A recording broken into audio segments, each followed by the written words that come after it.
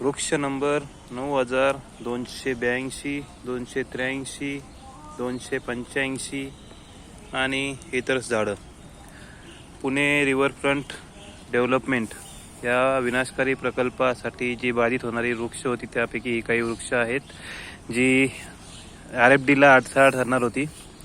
तर ही झाडं जी आहेत ही आज 25 जुलै 2024 रोजी जे काही पुण्यात थोडासा पाऊस पडला त्या पावसाचं जे काही पाणी वाहून आलेलं आहे खडकवासला धरणातनं त्या पाण्यामध्ये ही झाडं आज बुडालेली आहेत. तर ही या ठिकाणी पुणे महानगरपालिका विनाशकारी प्रकल्प करणार आहे. पावसाचं पाणी आत्ता या ठिकाणी एवढ्या प्रमाणामध्ये आलेलं आहे.